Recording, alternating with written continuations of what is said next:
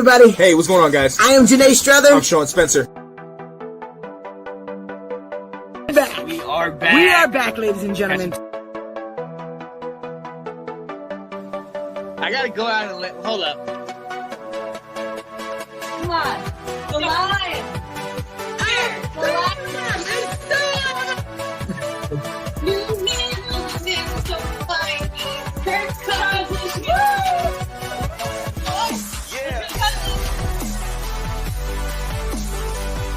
All right. I am Jaret Patterson. I'm Sean Spencer. And this is Let's Talk Football. What's going on, ladies and gentlemen? It's your boy back again. One half of that dynamic duo that is Let's Talk Football. And ladies and gentlemen, it's Wednesday. The draft is over.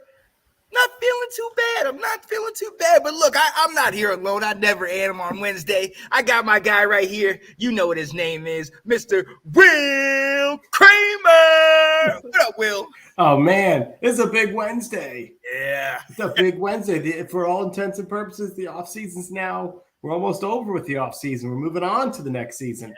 There's a lot of fun things to talk about. A lot of new players. This is awesome. Yeah, a lot of new players. Uh-huh. One in particular, baby. Let's go. He came. It's already starting. He came. Let's go. It's But already we starting. discuss that.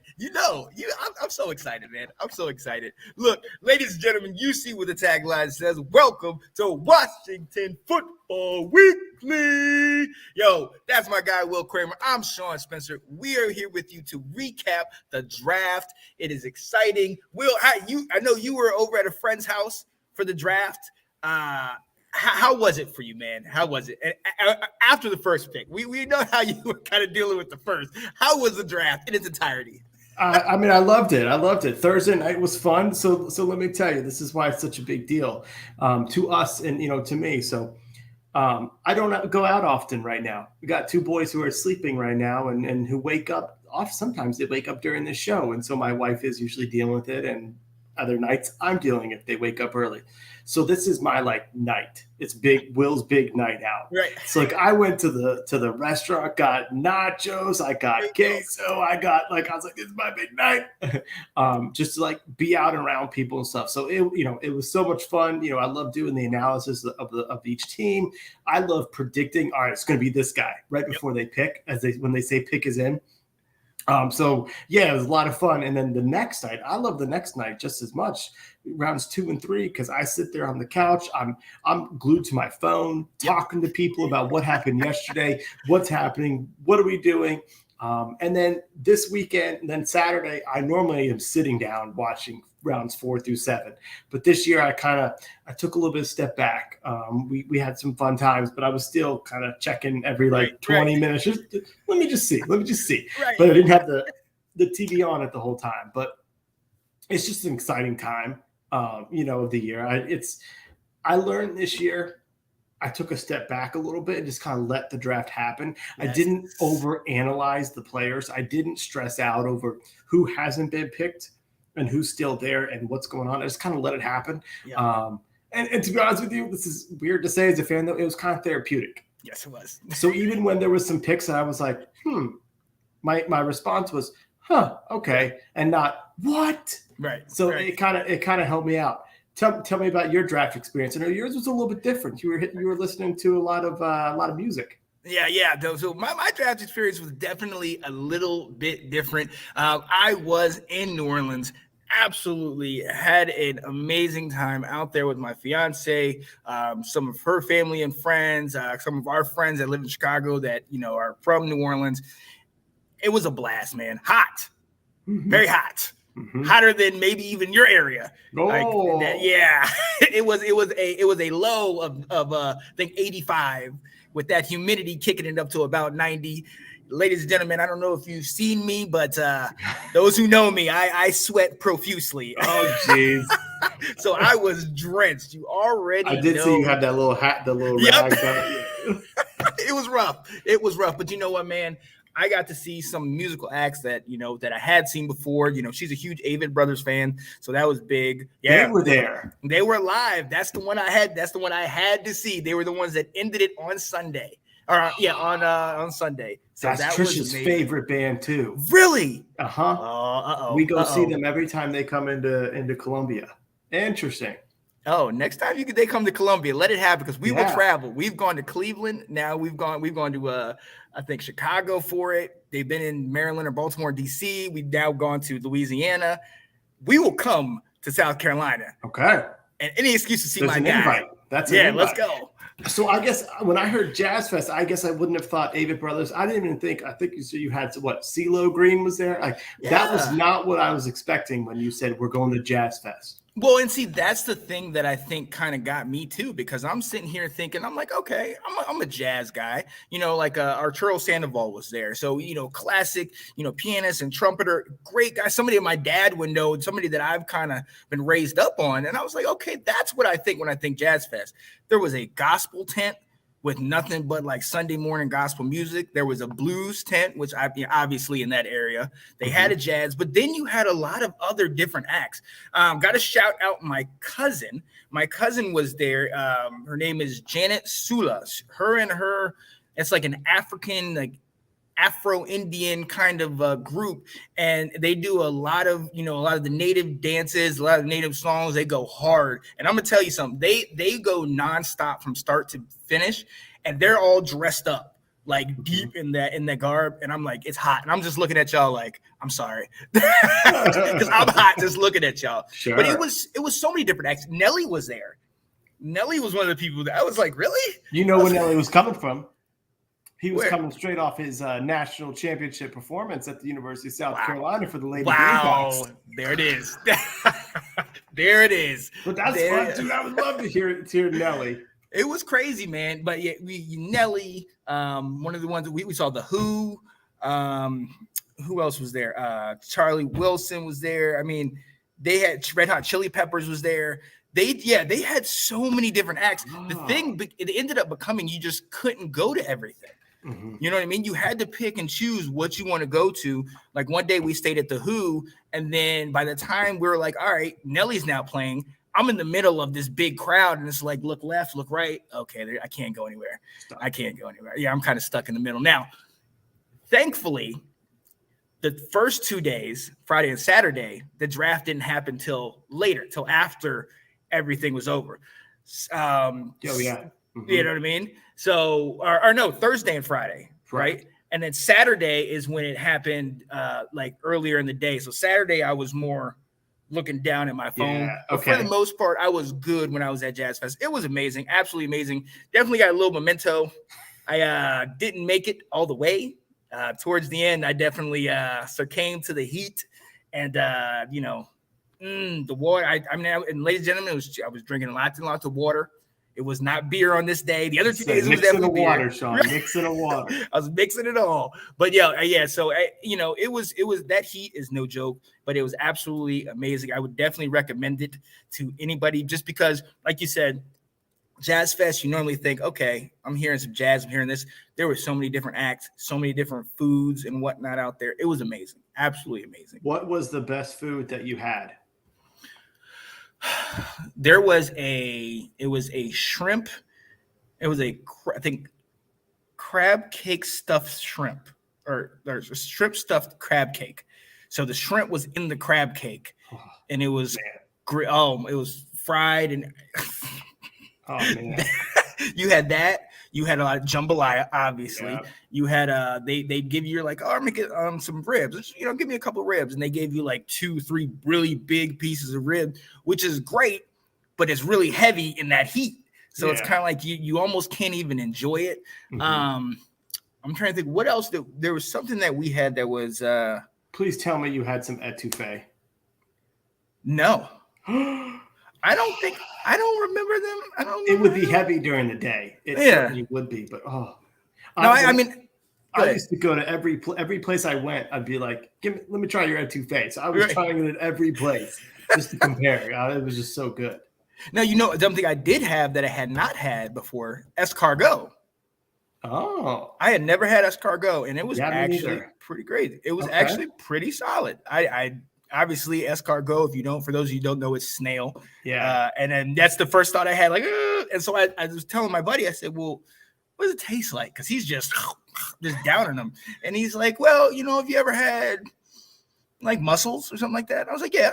He was like, "All right, a little chewier, And it was it was in a kind of like maybe a spinach or a collard green kind of something around it. Okay. So it was a taste of all of that. It wasn't bad. I'm not gonna lie, it was not You're bad. still refined, Sean, with your eating. You talk about eating how you ate escargot. That was I had to, man. I was like, Yeah. look, I felt fancy. You know what I mean? Yeah. But we had charbroiled oysters. We had all different kinds of just different kinds of dishes, and it was so amazing. But ladies and gentlemen, you already know my focus was on the draft, and I made a little move out there. I made some calls to some people in Louisiana. I said, I'm down here as a representative of Washington. We might need to make a trade in the first round, and that came to fruition. When I found out that New Orleans and Washington traded, I was like, "Yep, you're welcome, guys. You're welcome." Yeah. I said we got to do it. So yeah, we are definitely going to dive into that, ladies and gentlemen, because this draft was, from whatever position you think, either it was really good, maybe you liked it, or some people didn't like it. I know I saw some people that really were like, "What are we doing? What are we doing?" Yeah. But for the most of us, I think it was kind of like,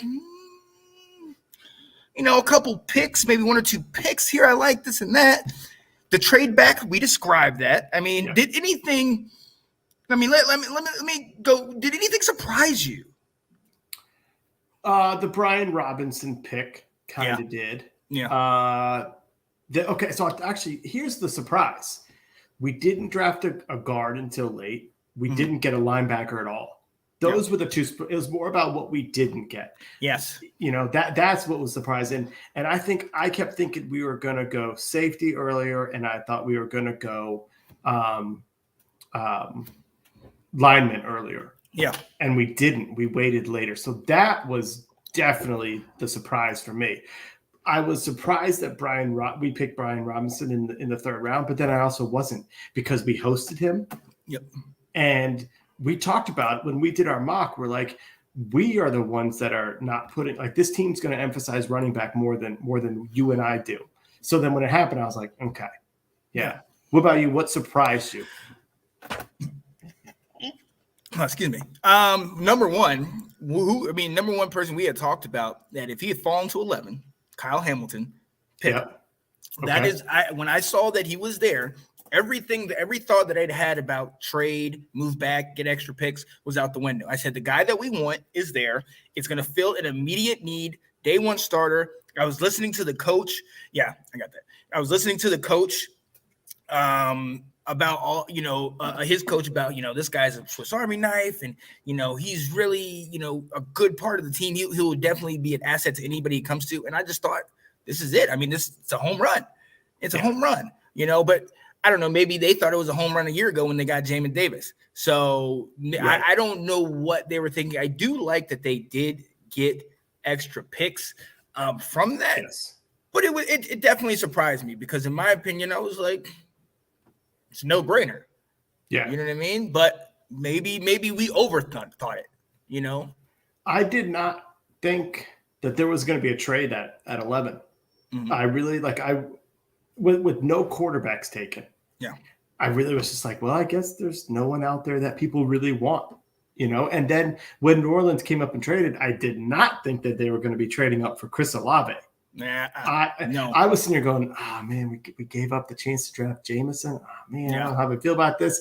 And then they skipped him, and then I started going, well, maybe he's going to drop. Right. He didn't. Detroit Lions. Yeah, very next pick. He didn't. So I was a little bit surprised there. But then also, even, when they got to 14 and we're at 16, I'm like, we might get Kyle Hamilton. Yes. With 5 picks later and 2 additional picks. Like, what a steal that could be. So that was it was kind of, that was some fun times. And there was that run on wide receivers that I don't know if they were anticipating either. Yeah. And that's the thing. We had talked about it coming up to the draft, like, oh, there's a deep wide receiver draft, and we think they'll get picked X, Y, and Z. But I kind of feel like the consensus was maybe in the teens, maybe 10, us with 11, 12, 13, down the line, as opposed to, you got, Drake London to the New York Atlanta at 8, you know what I mean? You're getting, Garrett Wilson going early. You're getting these guys coming off the board early, and you're like, huh. And I wonder how much that changed up the kind of whole flow of the draft for us and for other people, because the fact that you're right, that really surprised me that not only they moved up, but that they moved up for Olave, Right. Because from everything I had heard, Olave was one of Ron's guys. Like the thought was they traded back to get Chris Olave at 16. Yeah. And then he got picked at 11. It's like, did they know this? Like, did they all of a sudden scramble and go, oh, shoot, our guy just went. I think they did. But look, I got to tell you, I mean, we're based on the overall thought of the draft. And I absolutely, the draft as a whole, it was a great experience, it was a great time. But before I do this, right, real quick, I do want to shout out the guys in the Let's Talk Football community. Okay. I want to shout out first the Swintons. Ash and Sydney Swinton jumped on there and for 4 hours hosted the whole show. Oh my goodness. They did an amazing job. You were on there with them. Nick, Delilah, Katie, Kyle, both Walsh brothers, Colin and Dylan, Andrew. I mean, we had so many people hop on there and participate in that. And I'm going to tell you, man, running these shows with one person is one thing. Running them with 2 or 3 people is another. Running it, constantly getting people in there, constantly bringing people and having them at the right time, pulling them out, bringing somebody else in and kind of keeping the show moving is not an easy thing. To do that, we got to take a minute and clap for them, man. They did an awesome job. It was fun. And it was even fun. I came in at one point and was just in the background listening, trying to get ready for when it was after Washington's pick. And I was listening to it, and Nick was talking. And then, like you said, they were like, okay, Nick, you're done. Atlanta's up. We need to bring in our Atlanta folks. Exactly. Like, it was great. They did so good with it. It was absolutely amazing. One thing, though, I do want to say, and this was really crazy. So Thursday, or Wednesday when we got there, because the draft was Thursday night. Wednesday when we got there, I actually was contacted by Ash, and essentially she has said that there was an accident, and Sydney's sister, Sabrina, was in the accident, and she did not make it. And so immediately my thought was, well, forget the draft. That's not even important. You need to be with your family. You need to be taking care of that. I don't care about Let's Talk, none of this stuff. We just want to make sure you're okay. And he kind of reached out to me and said, if it's all the same to you, I want to keep this thing going. This is going to help me take my mind off the situation, and it's going to, family's here and everything. And it's a rush of emotions. This is going to help me kind of keep my head in the right space. So I said, fine. I mean, I fully anticipated, maybe he can go for half of it. And then that's one of the reasons why I tried to bring so many other people in so we can make sure that everybody was in there. So it didn't have to feel like there was so much on his shoulders. But man, he ran that ship. He ran it and he ran it perfectly. And so, to Swinton's, especially to you, Sid, man, I got to tell you, man, much love, much appreciation for that. That is a lot to do that with all that going on. So we do want to take this moment really quickly, and we're going to kind of continue a little gesture for the rest of the show to kind of send our condolences. His sister, Sabrina Eccles, passed away. So we're going to have a brief moment of silence.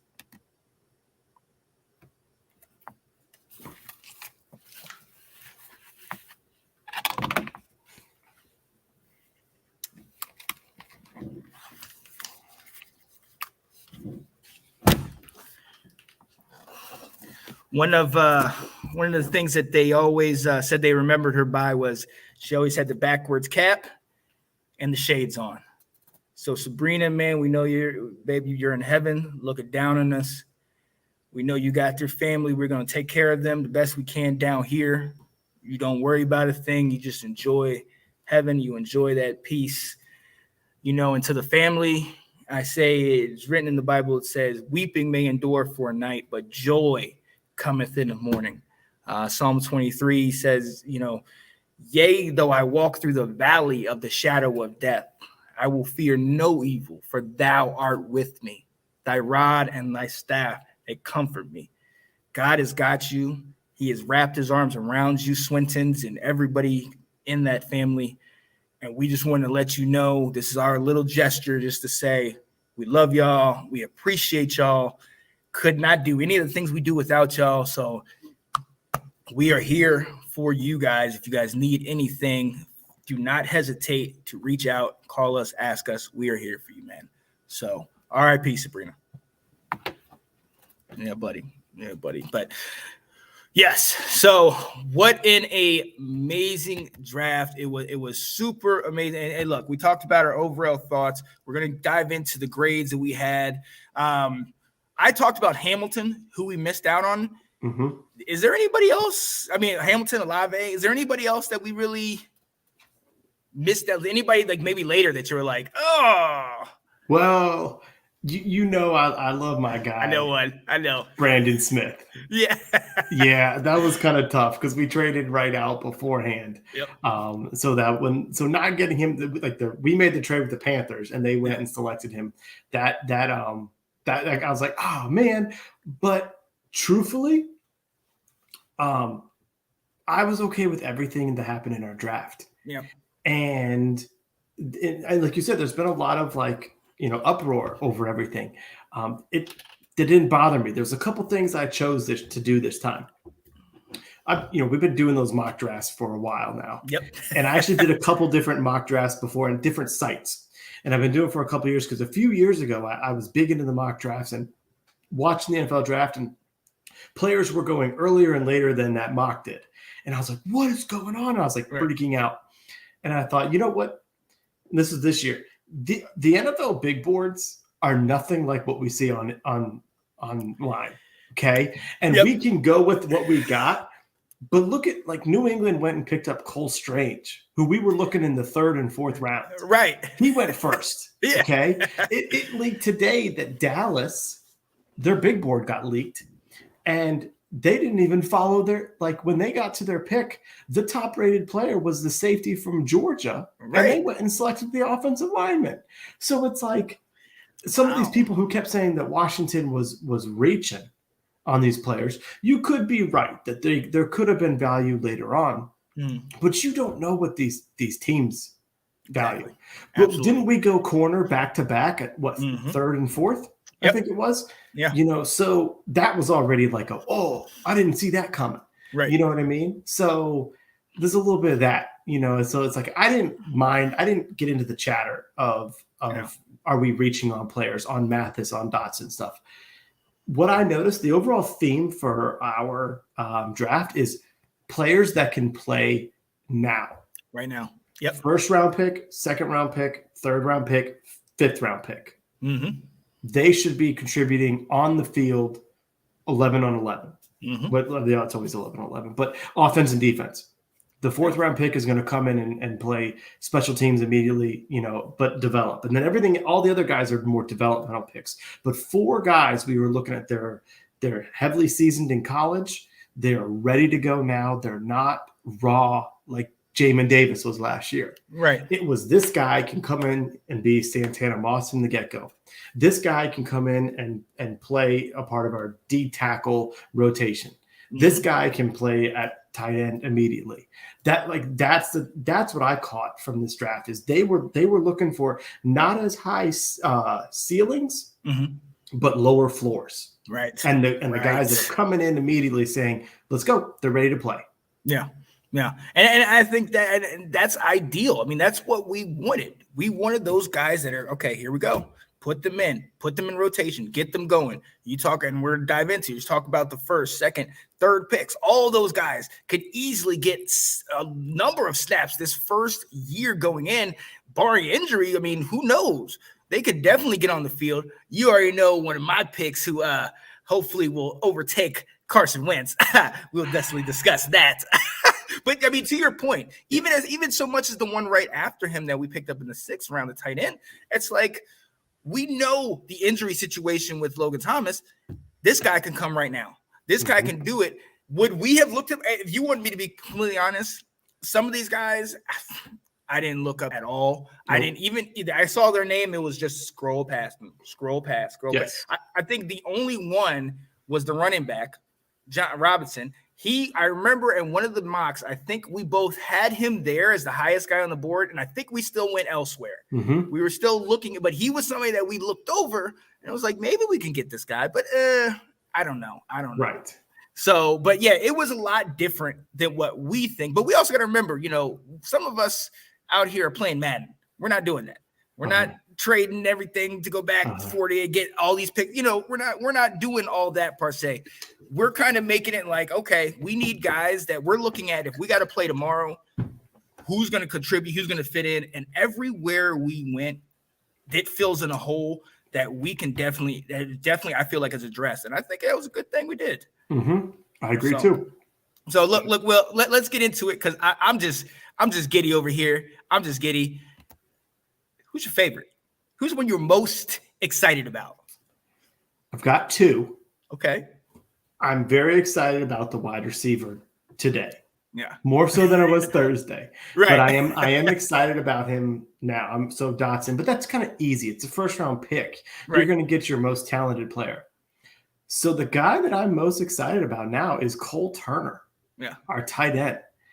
And because I didn't know much about him. I saw him in our mocks when we were doing it, and he went in our mocks too. I never picked him, but he's athletic. I believe I saw he may be 6'7". He's athletic, and we know that Carson Wentz loves throwing to tight ends. Mm-hmm. So I love the fact that we got him a weapon. We got a weapon at wide receiver. We got a weapon at tight end to make Wentz better. Yeah. And you also talked about the Logan Thomas injury. We very well may be starting the season with John Bates as a starting tight end to give Logan a chance to really come back and not rush anything. But John Bates isn't going to run past anybody. Nope. But Cole Turner can. Mm-hmm. And we could run some of those 2 tight ends, with Philly, where Carson Wentz used to pick us apart. Yeah. Yeah. And so that's what I really like that pick. It's like, I think this guy's going to turn out to be someone. I kind of see him as like the Dallas Goedert for us, with, eventually you're going to have Logan and him out there, and it maybe pick your poison, folks. Who do you want to cover for a first down? Oh, and if you shade up a little bit, Dotson or Terry is going to burn you. Yeah, absolutely. So I like that. So that's Turner's my favorite pick, looking at at everything. Oh yeah. What about yours? And here we go. I don't know. You know what, ladies and gentlemen, we got to talk. I in the 5th round, I was sitting there. We're about to leave. We're about to get ready to go. And I'm just sitting here like, all right, man, it's already this far. He's still around. My guy's still there. And my guy, Alex Stevens, he's been on the show. He's been on Let's Talk Football. He was going live at the time. And he said, Sean, come on the show, man. Let's see if we get our guy. And I'll just show you what happened. Bro, our pick is in. Okay, here we go. Come on. All right, come on. Somebody's a white woman coming out. Oh shit. Okay. Cause Sam Howell's mom. Come on. Sam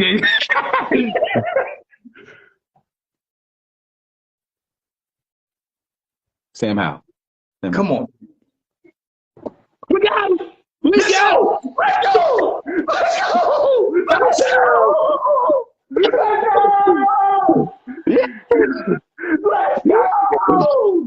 Yes.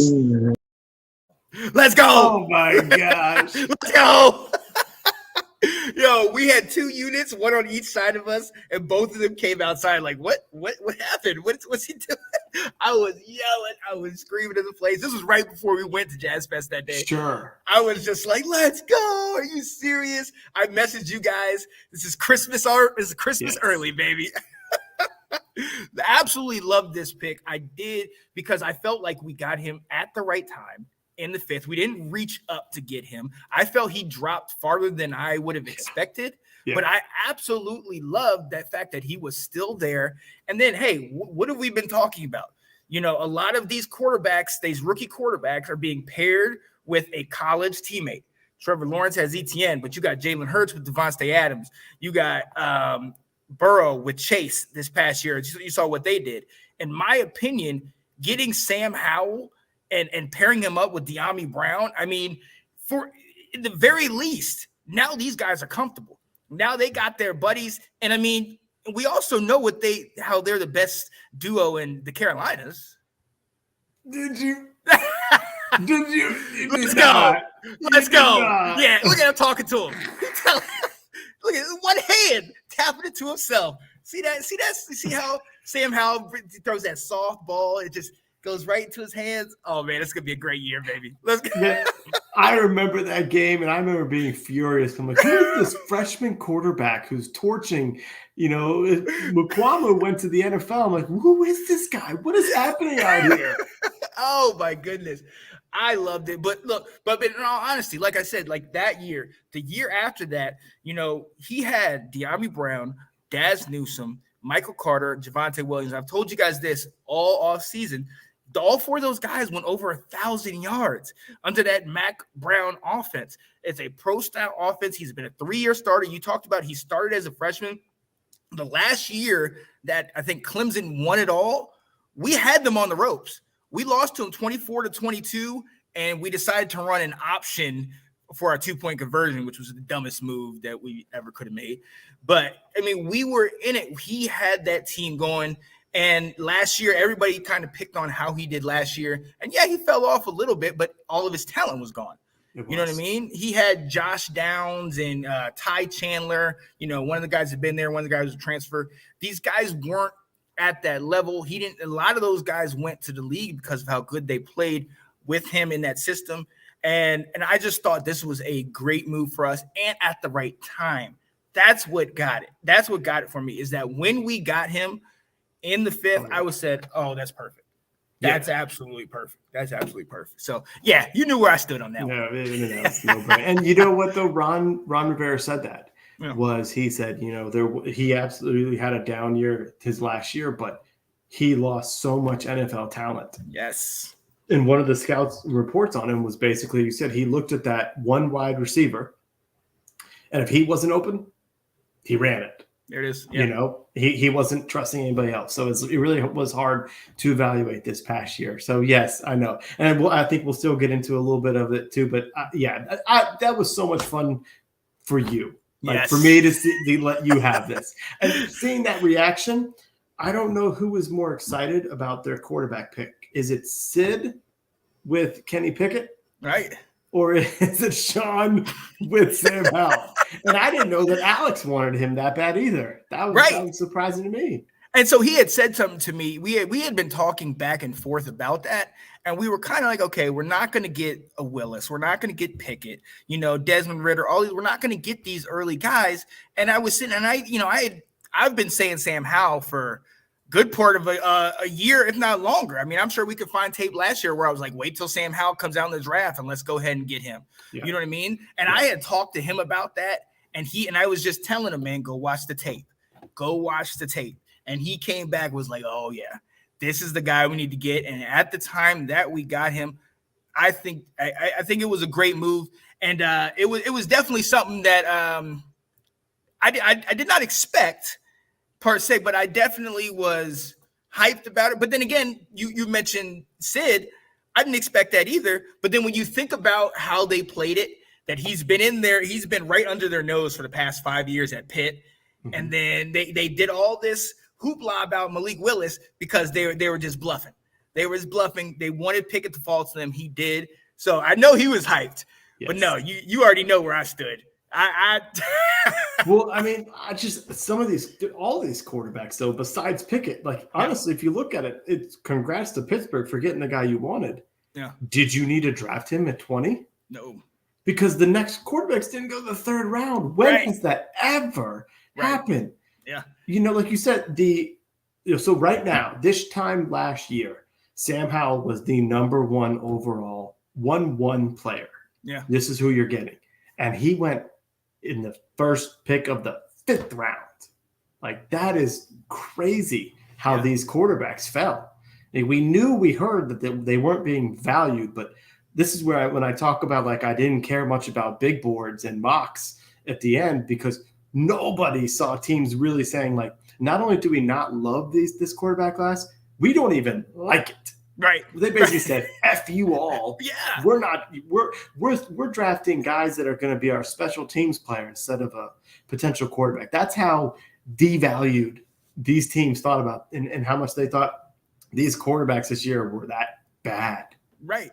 And even our rankings of the quarterbacks, or even the main mock rankings of the quarterbacks were off. They had Willis going potentially first, if not second. And I said second. Right, that's what I said. I said second. I was like, oh, good. Detroit's going to get him. Definitely 32. Yeah, and the fact that he wasn't even the second quarterback taken off the board was just like, oh my goodness gracious. So, it was crazy, but at the end of the day, it was a need. I'm not 100% sold on Heineke because I love him, but he has some things that he still has to improve on, and his ceiling is not as high. Howell, I'm telling you, I love what he brings to the table, and I'm ready for this, man. I'm ready to see at least him compete. I'm ready to see him compete. Did I share? I don't think I did, because I didn't want to ruin your moment of the weekend. But I saw some draft evaluator calls Sam Howell the Postman because he telegraphs all his throws. Ooh. And he won't be working on Sundays. Wow. I thought that was so funny when I saw that. I was like, and then he showed a clip of him literally just looking. But I think it was from this past season, like you said, where he looked at his one wide receiver and then went elsewhere. That was it. So yeah, he was. He literally was like, "Are you open? Nope. Okay, I'm running. Are you open? Right. Okay, I'm throwing it." And that's the thing, because you look at it, he had, like I talked about the year before, he had Daz Newsome and he had De'Ami Brown, but then he had Josh Downs, and then he had both of those running backs, Carter and Javonte Williams, were beasts out of the backfield in the receiving game. So, it was almost kind of like the weapons that we could potentially have if everybody's healthy, where our running backs are just as much in the receiving and the passing game as our wide receivers. And he, with his wheels, he's dangerous, man. He's dangerous. But we will definitely take a look and see how this goes. But look, let's dive into this, man. Let's dive into it. We know what happened, but we're going to break this thing down pick by pick, all the picks that we got starting in the draft, and kind of give our grade for that round and how we feel about it. And jumping in. Sorry, Nate. We just went off on our Sam Howell, so we clearly do. Wow, that's how we feel, Nate. He's not wrong. I hate to tell you this, but he's not wrong. I care, Nate. I care. Let's go. What's going on, Nate? Yo, and check out, Nate did a recap of Washington's draft and Baltimore's draft yesterday. Definitely was a good video, man. He had some of the same kind of feelings we had. And Nate, I didn't put the clip in there. Nate has a clip where he said, I guarantee, he said, I already know what Will's going to be harsh. He said, Will's going to have a C+ grade on the draft because I know Will ain't going to like what they did. I was like, well, look, tune in to find out. No, he might be surprised. Oh, here we go.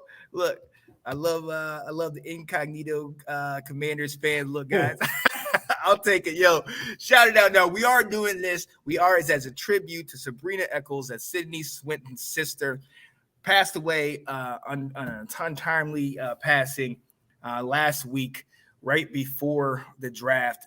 So we definitely want to show some love and respect to that family and the things that they're going through. And this is our little personal tribute to her and to them, man. You're definitely in our hearts and in our minds and in our prayers. Definitely in our hearts and minds and prayers. And hey, look, they called it. They called it out. They were the ones on the draft calling it. And look, let's go right into this first thing. The 11th overall pick traded back with New Orleans for the 16th pick and 2 extra picks, 1 in the 3rd, 1 in the 4th. And I'm going to tell you, I talked to you about this off camera. I was actually at a crawfish broil, okay, in New Orleans at this time, and I got the earpiece in my ear. I'm sitting here eating, just going to town on just all you can eat crawfish and just living the New Orleans experience. And then I'm in there, and it kind of clicked, my earbud clicked off.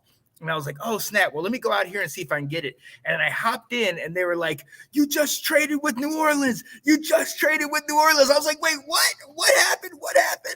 So they were trying to figure that whole thing out. We got this trade. My first thought, I did not see the big board at this time. So I did not know that we still had Kyle Hamilton on the board. Mm-hmm. But I did know that we had gotten compensation for it. So I knew, kind of we had gotten extra picks. And in my mind was, okay, Jack and Ab have been plugging into our heads. Trade back. We got compensation. We traded back, and we didn't trade back too far. We didn't trade back out of the first. We just traded back, 5 picks.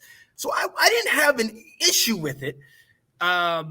Later, I kind of went back and forth on it. But what did you think when you first heard 11th overall pick traded to New Orleans? Well, my first thought was, the compensation wasn't said very quickly. So there was a lot of thought, like, what did you get for him? Yeah. And then when we did find out that we got a 3rd and a 4th, I was sort of like, that's it? Yeah. So it was not nearly the compensation that we've seen before. It was nothing like what Chicago had to give up for the Giants and then being a top 10 pick this year. But that's the difference when you're going up to get a quarterback, I think. The price is a lot higher. Yeah. But I also noticed the theme of this year, while there were a lot of trades, the compensation was not nearly as high. I think I saw Minnesota at one point went back 2 spots and got like a 5th rounder. Right. Where's the value there? Like, right. Give me something higher than that if I'm going to let you come up and get your guy. Right. But I was also just very excited, though, because we talked about how we needed to get more players. We needed to get more picks. So the fact that we did get a 3rd, which we didn't have, I love that. Yes. We got another 4th, which the team said, Martin Mayhew said, 2 through 5 is where we see a lot of players here. We see starters in this draft. So I'm like, okay, they're hitting that target of getting guys later in those middle rounds that are going to be contributors. So I was pretty excited about that. The overall trade back, I did love that. Yeah. And again, it was exciting. I thought it was fitting, though, that I'm sitting here in New Orleans. First time I had been there, as an adult and enjoying myself at a crawfish broil, which is probably one of the most New Orleans things you could be doing. And then we trade back with New Orleans. Uh-huh. So I'm sitting here like, oh, yeah, I made a couple calls, guys.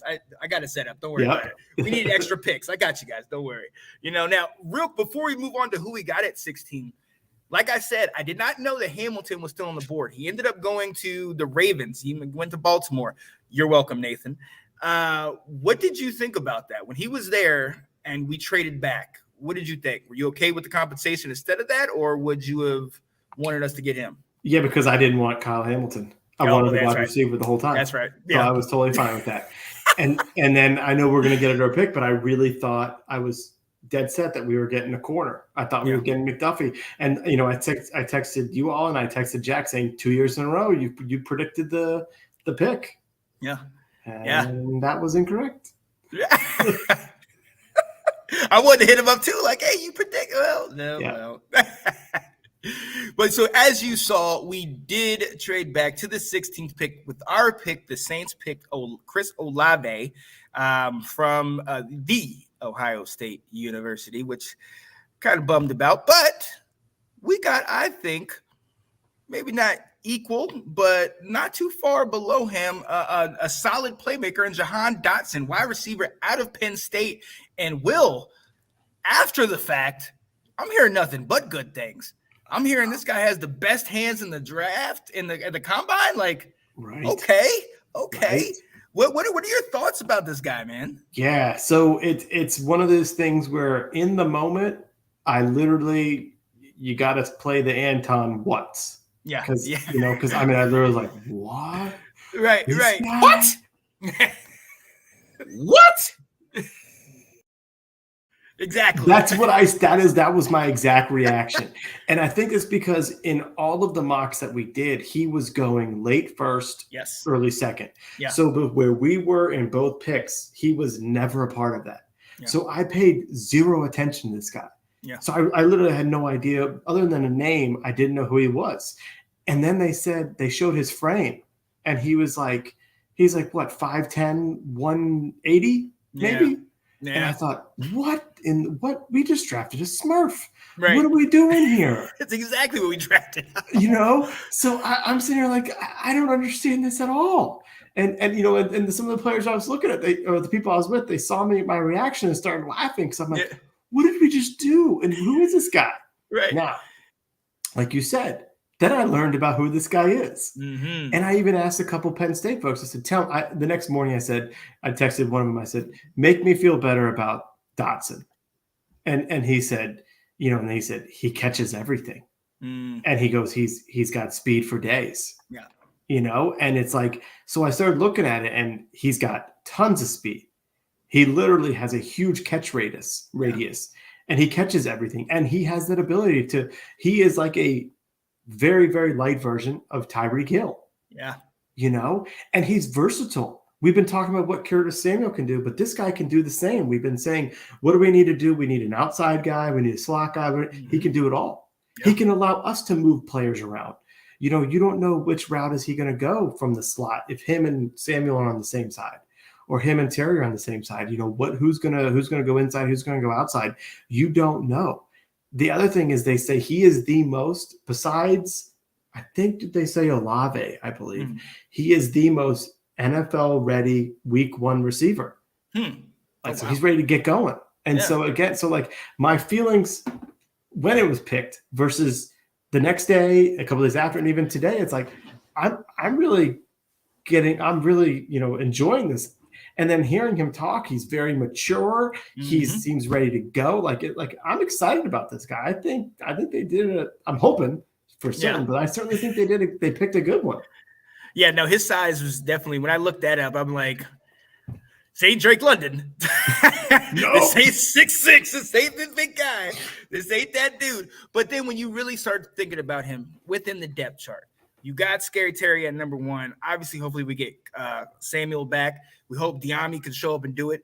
You put Dotson in a slot. You put Dotson in a position where he's running a jet sweeper. He's doing something where he's moving with the ball. And that's what you want. And you think about it, everything I've heard from Penn State people as well is this guy's a playmaker. This guy catches the ball. He gets it done. This guy had 91 receptions for over 1,200 yards and 12 touchdowns a year ago. You know what I mean? He balls out for a solid team in Penn State. I love that we got him. But I, too, was like, man, if we trade it back to 20, 23, 25, 29, he'll still be there. That's what I was thinking in my mind. Now, maybe would he have still been there? I don't know. But the only part that I had a problem with was that we traded only back a couple to get him. I thought, okay, we trade back here, we could potentially get maybe somebody else. Now, after the fact, I feel good about it. I'm ready to see what he's working with, especially with those hands, especially with that, because that's what we're going to need. I have a feeling we're going to need somebody that just has glue on his hands to keep it going. And hopefully that can stay healthy in there. But then, go ahead. You talk about all his production at Penn State. Sean Clifford is not a very good quarterback. Thank you. That's what I was going to say. And so he too may be sitting there going, I got a quarterback who can hit me. Yes, because Clifford, I like I said, Cat's Big Ten. You're Maryland, she's Michigan State. So we watch a lot of Big Ten ball. And Clifford, I tried for years to be like, okay, you can do it, man. You can do, and he just is always so underwhelming. It's just so, come on, man. So the fact that, this has always been one of the guys that has been balling out for him. And especially this last year, he really took the top off the defense. I love what he comes. Now, I will say this. You mentioned something to me on that day that I was excited. Then when I heard what you mentioned, I was like, oh my God. There was another Dotson that we got early in the draft. Flashbacks. I definitely started having flashbacks. So I was like, wait a minute. Josh Dotson, we also picked him up and thought, at a TCU, this guy's going to be this and that. And nothing. Massive flop. Nothing. Massive flop. Do we have to worry about that, Will? Do we? I'm hoping no. I'm really hoping no. We have a terrible track record of drafting wide receivers in the first. But I'm just hoping no. No. Let's hope that you are right in this. And another pick. Then let's move right into the second. So out of the first round, we trade back, get a couple more picks, and get that. What do you think? What grade are you giving that round? Okay, let me look at that. Sorry. Yeah. That pick is an A. The A? Mm-hmm. Yeah. With it all together. Now, are you coupling that with the extra picks that come with it, or? Yeah, sure. Okay, yes. Okay. Yep. Yeah. The pick plus value. Mm-hmm. Yeah. Well, then, I definitely agree with that. I would probably say a B plus without the extra. Okay. Just because I feel like, I don't know. I guess my opinion would be because we reached, but at the same time, I don't know. We don't know how the other teams valued this guy. Mm-hmm. So it could be a definite steal. And the fact that we got the 2 extra picks with it, I think was ideal. It's exactly what we needed. Definitely what we needed. So now moving on to the second round, we are going to, at the 47th pick, obviously, we've been somewhat called the Washington Commanders. Well, we're also called the Washington Crimson Tide because we like Alabama guys. And as if we didn't have enough Alabama defensive tackles, with the 47th pick, we picked Badarian Mathis, defensive tackle out of Alabama. One thing we knew, Georgia players were coming off the board. Alabama guys were coming off the board. Georgia, we saw it was their entire defense essentially came off the board. This isn't somebody that, unless you really focus on the SEC or focus on Alabama, this isn't somebody that leaped off the page like I had heard about as much. Right. You know what I mean? Unless you watch those games. And this is where I think you and me were saying wide receiver, maybe O-line, maybe safety, you know what I mean? And then we go D-tackle. And before the draft, the last show we did, the question you asked and question we talked about, Daron Payne. What's his future with the team? Do we want to re-sign him? Is he out? Does this pick is it depth or does it put his job in jeopardy? I think just depth. Yeah, because if you got rid of him now you need to still replace the position. And last year we had 3 guys that played a lot, and then we would bring in Tim Settle, and now we had 2, so we needed somebody. And so I think this was depth. I certainly think this is the one pick that could be the most, or even actually both Friday picks could be the most head scratchers. This probably drew the most frustration from fans, to get it. And it makes a lot of sense. And truthfully, then the next pick, whoever picked after us picked Jaquan Brisker from Penn State, who I loved. That was the guy that I really, of the safeties, I was pretty high on. So that was kind of tough. But I thought about this, and this was kind of when I said I wasn't going to get frustrated over who we picked it and where and all that stuff. He fills a need. Yeah. That is a fact. Absolutely. Okay. Absolutely. We needed another D tackle to rotate with these guys. He probably is going to be a starter in 2023 when we let Daron Payne go. So that right there means there's some value with him right there. Also, he is a different player, because I think what people got frustrated with is, well, if you were going to draft a D tackle so high and ignore guard or safety, why didn't you just re-sign Tim Settle? Because Tim Settle only signed for 2 years, $9 million. That's not a big contract. No. Or then why did you cut Matt Ioannidis to then have to draft his replacement so high? I think we got a different player here. The knock on Mathis is he's a 2-down player. but this guy is your big nose.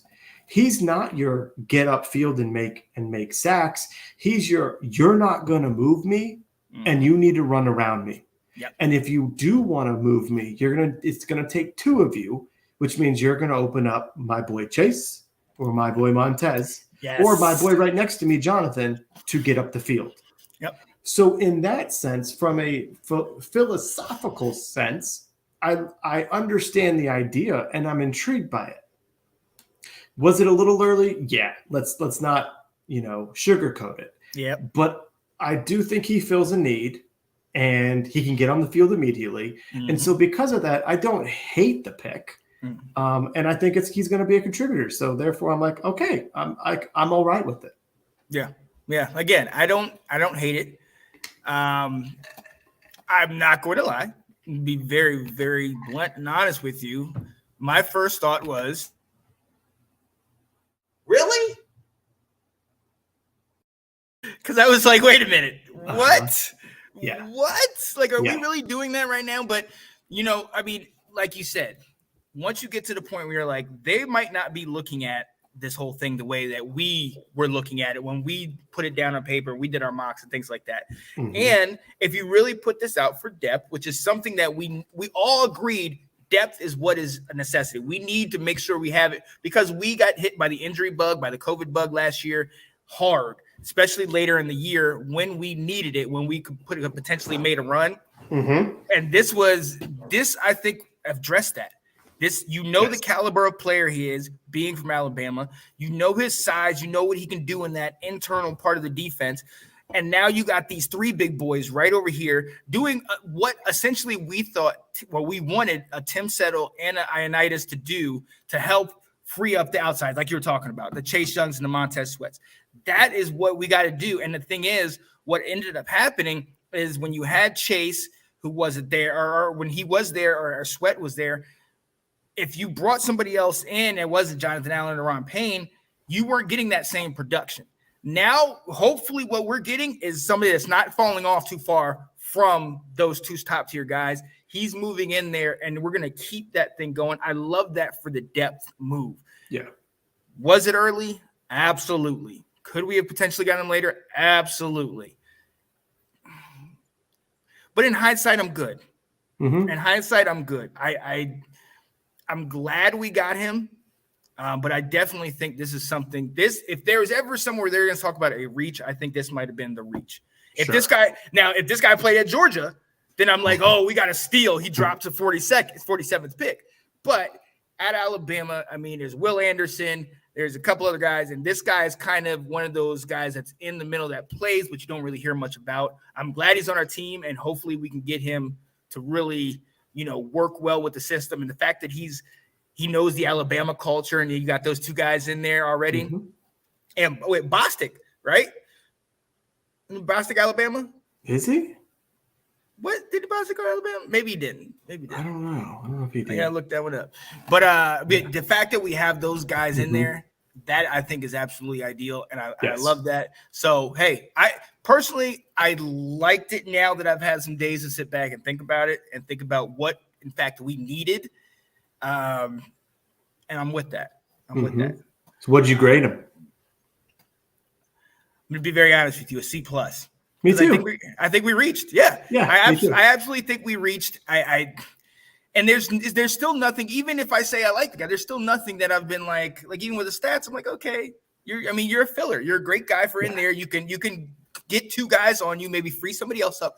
Perfect. We need that. But you also are at Alabama where you had studs all around you, and we do have some studs in certain areas, but the NFL, you got studs everywhere. You know what I mean? So let's see how it translates to the league. But yeah, C+. I got C+. Yeah. So, and moving to the next pick, staying in the same conference, in the same team, we picked up another thing that kind of maybe had us scratching our heads.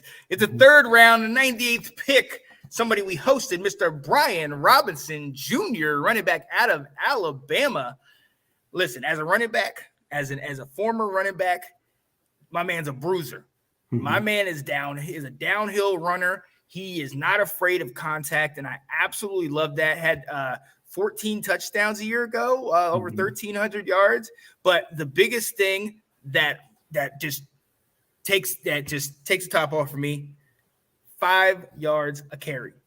He averaged 5 yards a carry. That means first contact, he's breaking the tackle and continually moving on. Second contact, it's taken multiple guys to bring him down.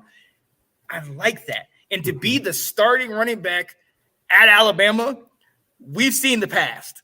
All right. The past is really good. Not everybody, but we've seen Alabama running backs are a legit force. I'm with this pick. I like this pick. But was it too early? Maybe a little bit. Yeah. It certainly seemed that way. There were some other running backs on the board. We had 2 fourth-round picks, so that certainly could have been. But just like the second round pick with this one, we're filling a need. Yeah. But I think we're filling a need that Commander fans are not as aware of is there.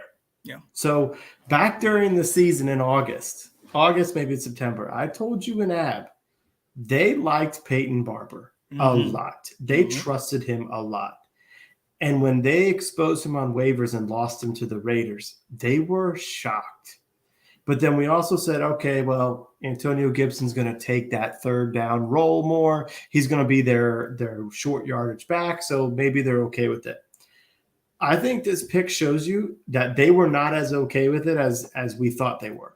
Yeah. And that they wanted to get that guy between the tackles that they felt they didn't have this year. I think it also shows, it clearly shows, and some of the reporters were talking about this, they valued running back as a need higher than we did. Yeah. Okay. We talked about the fumbles on Gibson. We talked about the leaving yards out there, that the play was blocked a certain way and he didn't hit the right hole. Yep. He didn't make the right read and he didn't get the yardage that was there. And they're kind of putting Gibson on notice. You better not fumble and you better start playing better. Also, maybe they start using him a little bit more. Let's not forget, Antonio Gibson was not a running back. Exactly. And we made him a running back. Yep. And he has been a pretty darn good player to make that transition. Yeah. But you could also say he's done a pretty good job of the transition, but is he performing at elite running back status in the NFL? And you could say no. What is confusing about this is his fantasy stats.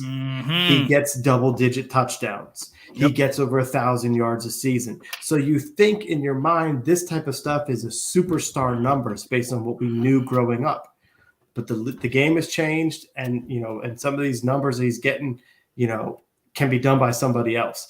And like we said, he's leaving a lot of yards out there. So I actually think this pick, while many people panned it and even said it could be early, he may be a bigger contributor than people realize today at the end of the season. And my big, bold prediction, he may be our starting running back by the end of the season. Ooh.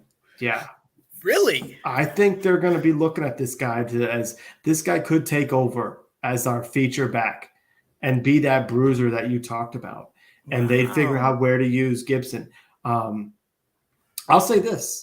This continues my question of why did J.D. Mckissick come back? I don't get it. And I love the guy. Yeah. And I love the weapon that he is. And maybe this allows us even more to use J.D. as a split out, and like you mentioned a little bit, confuse the heck out of the folks with our wide receivers. And we can also use the running backs in the same way. Yeah. But there's only one football. There's only so many handoffs in a game. I just wonder what's going to happen with Mckissick here. Or unless it's Mckissick is supposed to be sticking around because they think that they trust Mckissick more, and is Gibson the one that is maybe on his way out? I don't know. But like I said, this was a surprise pick in a way, but it wasn't a surprise to me. And I think this guy is going to contribute a whole lot more than people realize. Yeah, and I hope so. Like I said, like we said before, in our mock draft, we had an opportunity. He was at, I believe, our 4th pick. I think in the 4th round, we had an opportunity in our mock to get him, and I think we passed up on him because we felt they're giving McKissick is back. Jaret Patterson is emerging, and you got Gibson, who we put a little higher than apparently they look at him, they regard him, and now he is definitely falling down. Nate said, Sean, you remind me of Jonathan Coachman with the hat and glasses. The coach. Now, he also said, is that a part of coaching to help not fumble the ball? You take this one, and then I'll chime in. So you can you can coach a player, and I've been on both sides. I've been a running back, and I've been a running back's coach. So, yes, you can coach a player not to fumble. You can coach them on the proper ways to hold it up in the chest. I think what Tiki Barbie always said, that he had kept it up to close to the chest, right up high here. High and tight, right? Yeah, right up in that area, and just keep it with you. You can definitely teach that. I think two things come into play. Number one, there is not many drills that you do in practice or even just in scrimmages that really prepare you for if somebody's arm is reaching out and you're making a move with the ball kind of outside your body, or you're, running up the field and, you think you're broken away and then somebody just reaches their hand out. There's a lot of different ways to strip the ball, A, but B, we can't overlook, you addressed it, Will. We can't overlook the fact that this guy was a wide receiver. He in Memphis was a wide receiver that played in the backfield, almost like a Debo Samuels, where he'd come back and also play running back, do a little bit of that. So, albeit any position, anytime you hold the ball or anywhere that you're a ball carrier, you need to know to keep it high and tight. But maybe he didn't get that drilling back in college and even before that to now when you're in the NFL, being an NFL running back, especially if you're transitioning into that, is not the easiest thing. Should our coaches teach? Yes. I mean, and hopefully they have. And apparently what they're saying is you put the ball on the floor, then you can take a seat, because that's what they said to him a year ago. So apparently something that they're doing maybe is not working, or maybe it's just him. Sometimes it's just the player. And I can tell you, as somebody that has played running back, sometimes you fumble one time, if you don't have a short memory, which is not the easiest thing to do, you start thinking about that every single time. And every time you touch the ball, you think, oh my goodness, am I going to fumble? Am I going to fumble? And that's a horrible thought to have. And it's easy to tell somebody, oh, just don't think that. Well, it's different, because I guarantee that first time when you fumbled it, you didn't think you were going to fumble then. So then it's just kind of like an injury. It's something that's kind of reoccurring in your brain. But yeah, go ahead and talk to him, Will. Well, I got a friend that's a big Philly fan, and he was very high on the Gibson pick. And he's like, you guys got a stud here. And as I was talking to him about how I told him before the draft, I said, well, they're going to draft a running back because they're not high on Gibson. And he says, because your coaches are terrible. And I fully disagree with him. And I said, how are you going to say that if a guy's picking the wrong hole, making the wrong reads, that's on the coaching staff, when you go back and on film and show you should have gone left and look where you cut right. So I don't know how much more to coach that, but I'm showing my limit as to how much I can talk, But I also want to say that I really hope Gibson works out too. Mm-hmm. Like I'm really, I'm hyping up Robinson as taken over, but I hope, Gibson continues to evolve as a player and continue to learn. And this guy may push him, and hopefully having some of that competition back there, someone who can run the ball more than Mckissick can, will give Gibson a chance to take some breaks, spell him a little bit, or also if he is struggling, or, Gibson gets nicked up and he's so tough and he stays in there, maybe he doesn't have to now. Yes. Maybe he can rest a little bit more, because they didn't want to let Mckissick become the bell cow, so they just kept going back to Antonio. Maybe this will allow us to stay fresher. So this could be a good thing. And see, and then for that is actually, that's a huge move right there, because now, like you said, you have Mckissick is maybe, part running back, part receiver coming out the backfield. Gibson, who we already know what his specialties are. If you can now bring in fresh legs, bring in a Brian Robinson to dominate, then bring in a Gibson. If Gibson is nicked up, if Mckissick, even if you want to bring in Patterson for play, like, you have the options to now bring these guys in. And at least from what we know of Brian Robinson and what we know of the other guys, having that kind of a running back room where you don't have one guy that's absolutely amazing, but you might have two or three that are like really good, this is a solid pick. Early, but solid. Mhm. Definitely solid. I love it. Again, the Alabama pedigree, so you know kind of where he's coming from and what he's bringing to the table. I'm ready for this. I like it. I like it. What did you? What grade did you give this? So I went with the B. Okay. And I went with I didn't care about the reach part of it. I went with is he going to fill someone that they're looking to, a need that they feel we have. And so that's why I think they filled it. Yeah.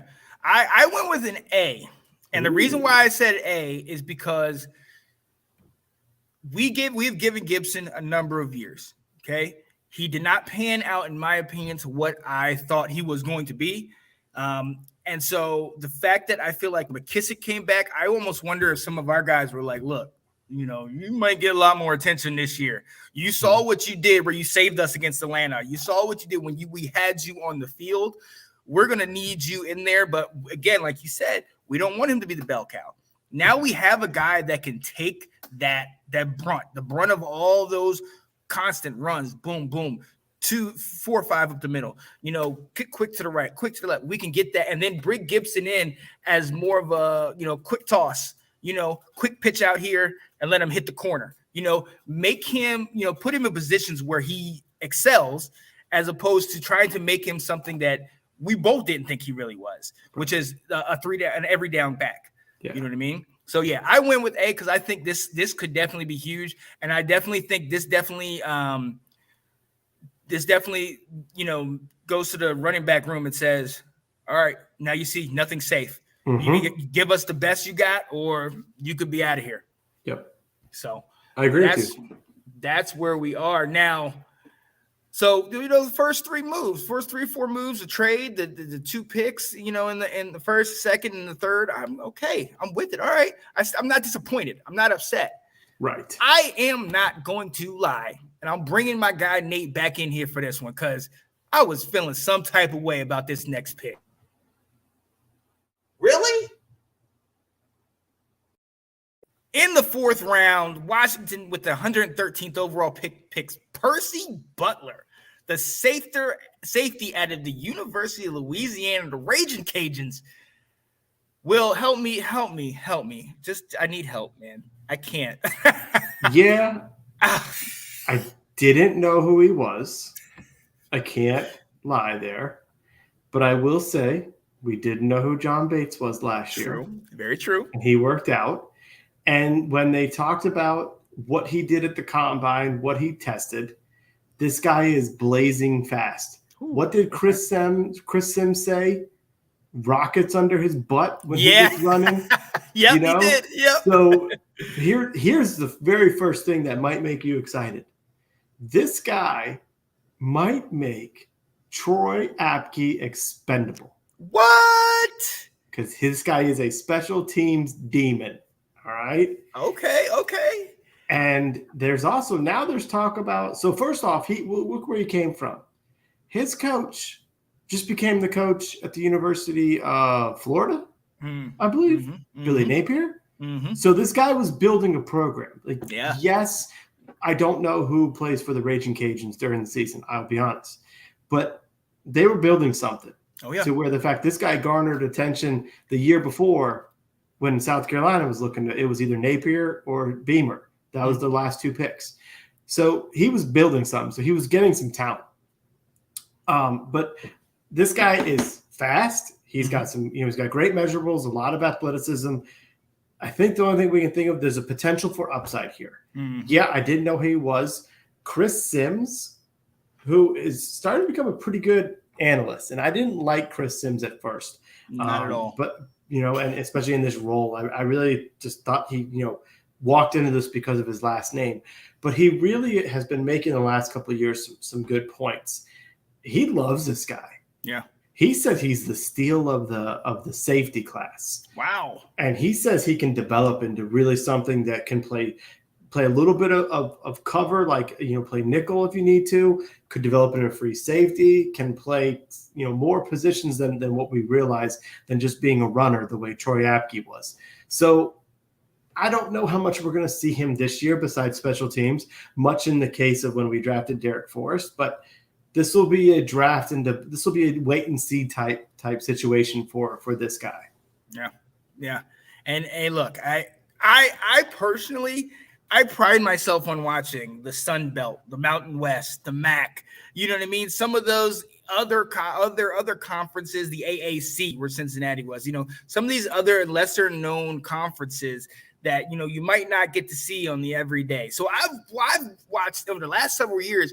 I've watched the Raging Cajuns, and they play in the New Orleans Bowl, which is always I always think it's crazy because it's a home game for it, basically. Yes. You know what I mean? But you're absolutely right. Napier has built a pretty powerful little squad for the Sun Belt and what they have going on. I mean, they've been solid the last several years, and it's one of those situations where it's still like I hadn't seen him. And that's what kind of frustrated me, because I'm sitting here and I'm looking on, obviously, the mock and the draft boards like, oh, there's 3 or 4 guys I know we can go in this spot. But as far as filling a need, you're talking about his speed, his special teams, which is his special teams ability, which is huge for us. Something that I think we kind of addressed a couple places in and after the draft that I think is going to be huge for us. That with the loss of DeAndre Carter, this to me, I mean, you're selling me. You're trying to help me out with this.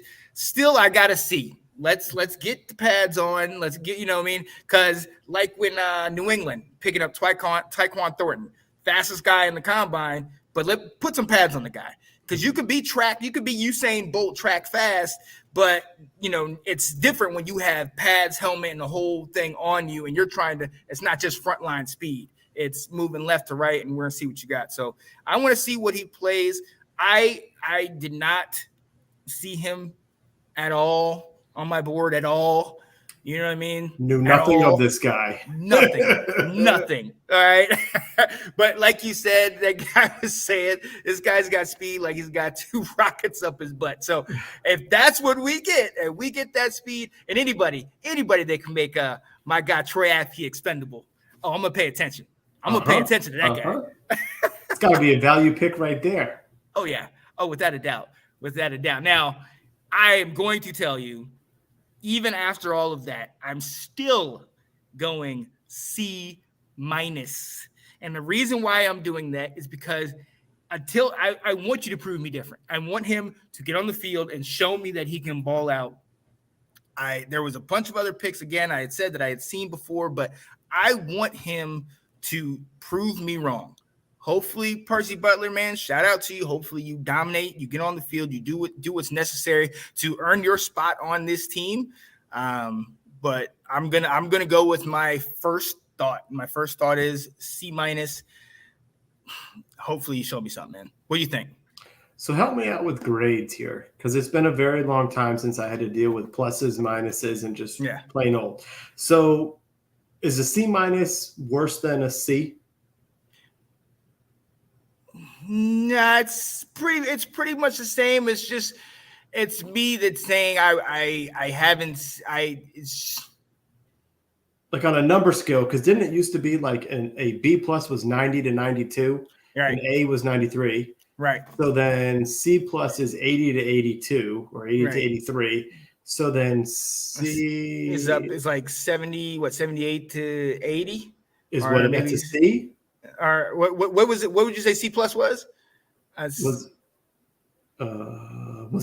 C+ 80 to 83? 80 to 83. So then D+ would be 70 to 73. Right. So then what is a 74? Is that a C or is that a C-? I think that's a C-. I think 74, 75 is a C-. And that's kind of where I have him at.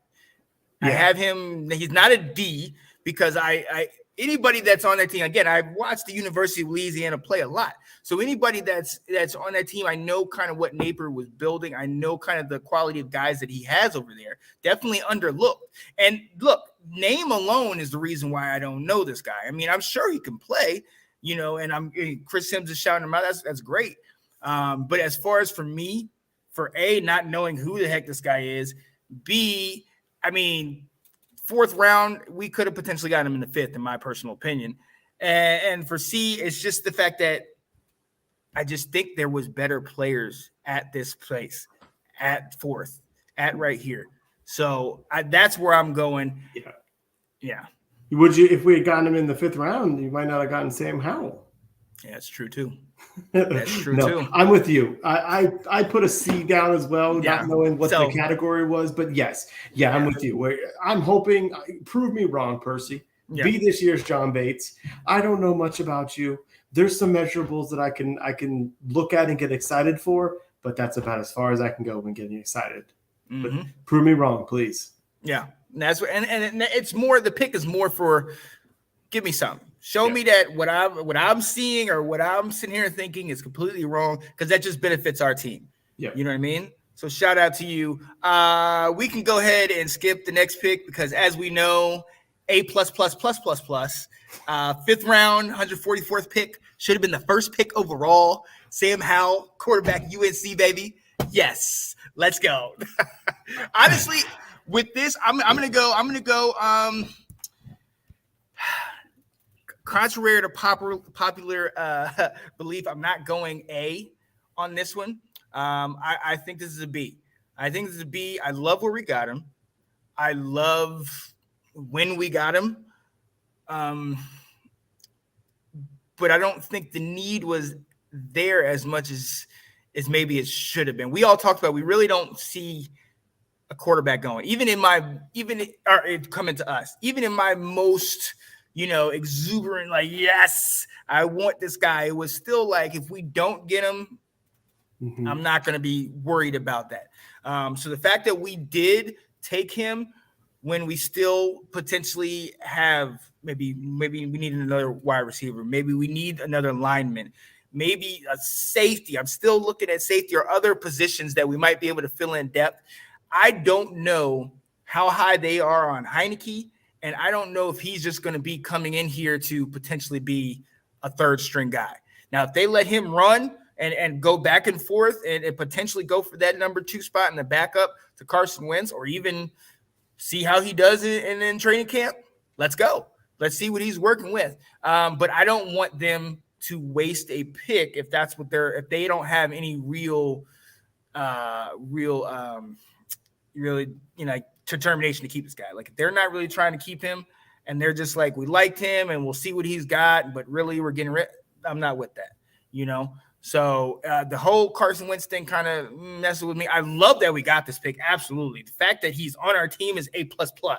But overall, looking back at things with how the depth plays out, I think he's a B.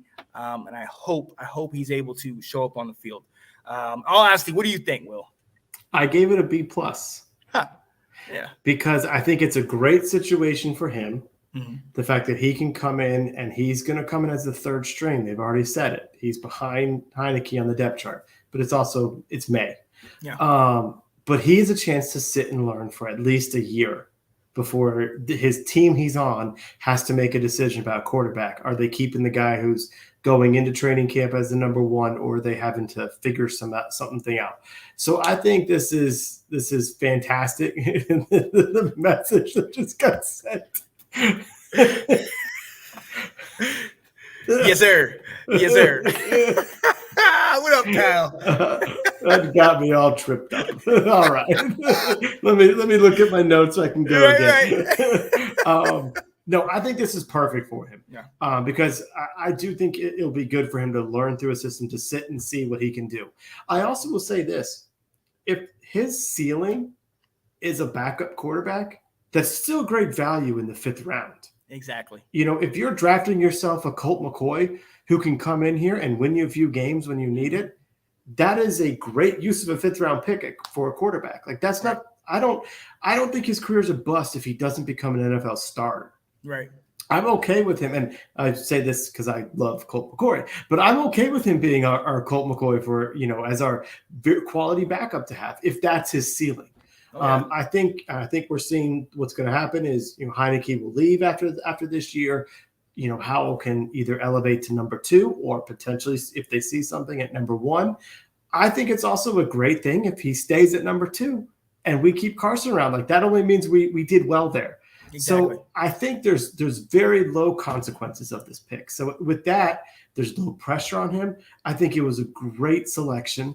It was a great value where it was. We knew they were going to get somebody, and I think they did a really nice job with this. Yeah. I absolutely love it. But yeah, absolutely, and that's what I want. I want him to compete for the job. Let's see if he can get this job, and at least if not, if only for backup. I love that. But we'll see if he can potentially even, go for that first one. Sam Howell brought out a different side of you. Dare I say, heel showed rise up against Desmond Ritter in our triple towers, Pitts, Tate, and London. Who's? Yeah. We know you love that London pick. But yeah, hey Kyle, you're absolutely right, and I will say this because we did get the somebody from the best part of Carolina. What school is that? Stop it. Let's go, Tar Heels. You already know what it is. Tar Heel Nation, stand up, baby. Mm-hmm. Yeah, buddy. But moving on to another pick that I am slowly falling so much more in love with. And a pick that you absolutely love. 5th round, 149th overall pick, Cole Turner, tight end out of Nevada. Will, talk to me about your guy, man.